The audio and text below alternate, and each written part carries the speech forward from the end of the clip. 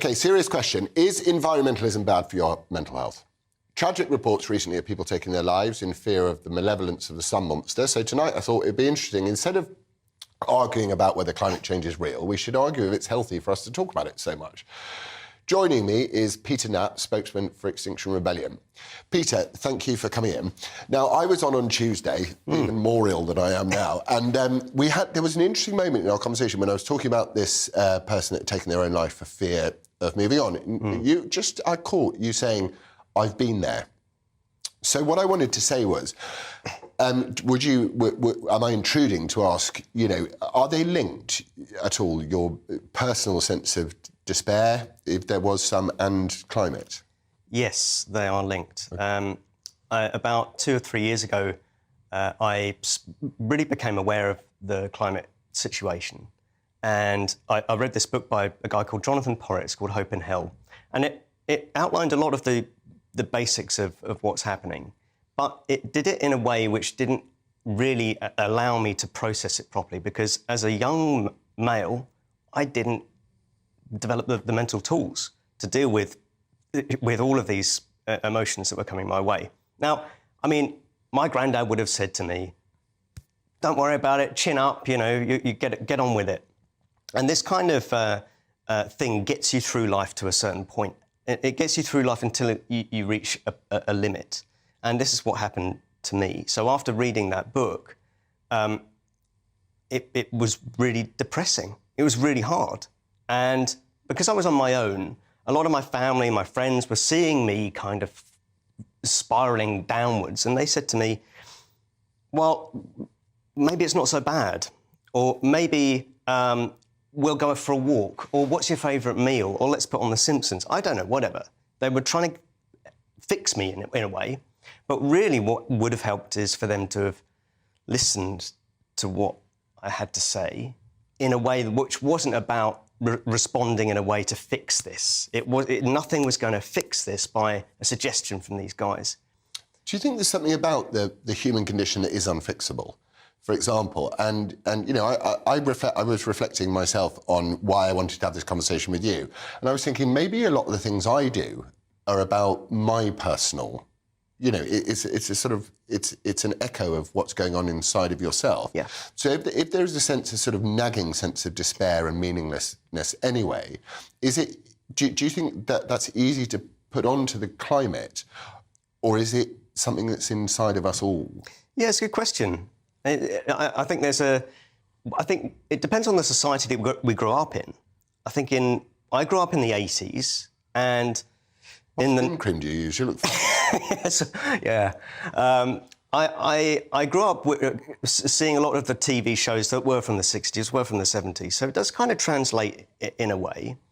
And there is this mentality of machoism, and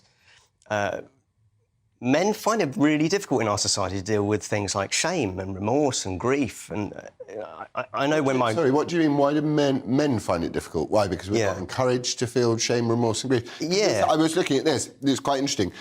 It said that 75% of people surveyed think that the future is frightening, and 50% of people said they felt sad, anxious, angry, powerless and helpless and guilty. So is there any... I'm really not trying to be disingenuous. Do you think that there's something about environmentalism that's tapping into something that's already within us? A sense of we don't know what's coming tomorrow. Therefore, people want to predict what's coming tomorrow. Therefore, they create a solution to a problem which then will solve their inner torment. This is exactly the cause of doomism. And what makes people feel that they need to know what's going to happen is exactly what you're saying. People have an insecurity in the unknown. And when it's about the future, as we're talking about in a grand scale, it can be very, very difficult for people to sit with. So they'll say, "Oh, well, the world's screwed. There's no point." Because it resolves that. But what if the world isn't screwed? Just as... I agree. The idea. Yeah. Obviously, we've been around this house, and it's a boring debate. The world hasn't particularly changed. Yes, we've got models that go up and down, and it's all of this. But what if the world isn't screwed? And that we're okay. Yeah. And that I'm pointlessly putting my energy into anti-woke stuff, and you're pointlessly putting your energy into climate stuff. Well, I would love for that to happen. I mean, if that turned out to be true, I would be... Because we get on. Yeah, of course we do. Do you know what I mean? Yeah, I think when we... Yeah, if we did have a crystal ball, sure, we wouldn't be having this discussion. But it is important to know that we don't. And we have to How do we know that we don't? We don't have a crystal ball, or... No, sorry, I thought you were saying we don't have the world isn't going to be okay. Oh, sure. No, so you're going to make the argument that if there's a 1% chance that it's all going to hell, we've still got to pursue the 1% chance because the planet's going to... Yeah, and I guess in a sense you're trying to quantify it as a 1%, and that makes it feel like it's not likely. But in reality, it's much more in the dominant side that things are going to go quite badly. But we have a choice now about how badly that goes. It's not... I don't think we have a choice in keeping things as they are. Things have to change, and I think everyone is... What would you change tomorrow morning that you think the public would get on board with? If you could change just one thing tomorrow and you think, you know what, I've got 51% of the public will be on board with this. If you could inspire people to change and embrace what Extinction Rebellion are all about, what would you do first thing tomorrow morning? It would be to create the citizens' assemblies. Yeah, which is a really good idea. Yeah. Tell us about citizens' assemblies. Everybody wants to have their voices heard. And why not allow that to be a bit more official? And that is a way to get the government to hear what the public think. But it's not just getting the public in to say what they think without any information. You have to get in there with some information. So you are given an outline of a problem that the government wants to solve, and you're given all of the information, and then in groups you work out what you want to do with that. So it's a kind of a democracy within a democracy. And Direct democracy. Yeah. It's a lot more inclusive of people, I think, rather than just allowing politicians solely to make these decisions. And I think that is something everyone will get on board with, and it's really beggars belief why that isn't happening now. Well, I mean, it's pretty obvious why it doesn't happen now, because the reason why Extinction Rebellion even have any room is because politicians are so duplicitous and capricious about this whole thing anyway. But so your suggestion tomorrow morning would be groups of people to come together to try and look at the facts as much as they can and to try and talk about the world that they would like their children to live in moving forward. Yeah. So you're essentially what I said in my monologue, which is we've got to start from this position where we both agree, both sides of the argument, my cynical, sceptical side and your committed, possibly more devout side, that we both want the best thing for the planet. And therefore, bringing people together is the answer for that, which I don't think people would disagree with you. Yeah, I agree. I think... But sorry to add a fly to this ointment. Right. People are hanging off bridges. Yeah.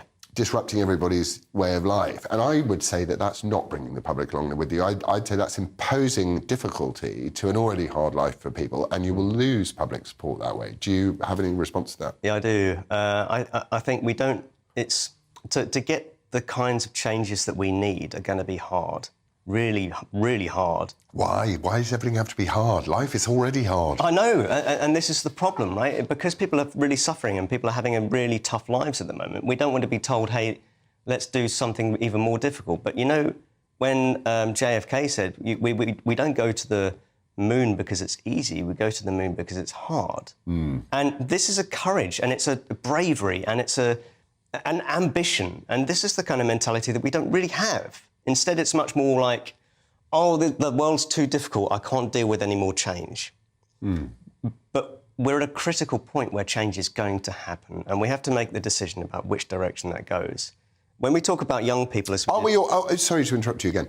Are we not always at a critical point where change is going to happen? You know, I suppose, you know, if the Jordan Peterson readers will go, you know, make your bed. You're in charge of your own destiny. You can really make a difference in your life. So is that critical point not part of the human condition? So I'm with you all the way up to the fact that, you know, let's dream. I'm really with you. I think that's fantastic. But the minute I start to back off is when you go, change is happening whether you like it or not. And that feels a bit imposed. So is there something to say, look, we don't know that change is going to come, but there is a chance that mankind is contributing to the mass warming of this planet. And when one system breaks down, every system will break down and it will happen very quickly. We need to be prepared, whatever we need to preserve. Can we not make it positive in some way rather than going, look, it's doom, it's game over? Absolutely, and when we talk about the mental health of young people, especially in coping with this, the positive messages are absolutely critical.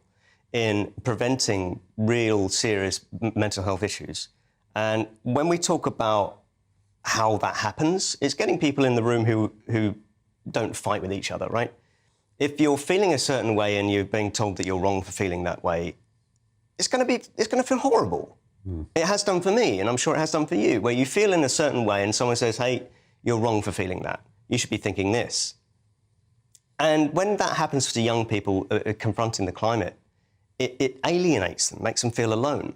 So going back to what you said and what positive steps can be made, I think a lot of suggestions that are being put forward really have huge benefits to society. For example, if we were to have more public transport, that really does benefit everybody.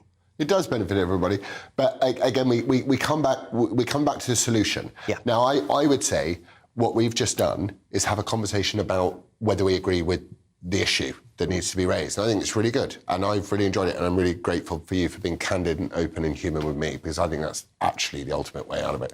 Yeah. So thank you very much. It's a pleasure, man. Right. If you are struggling with your mental health, you can always call the Samaritans on 116.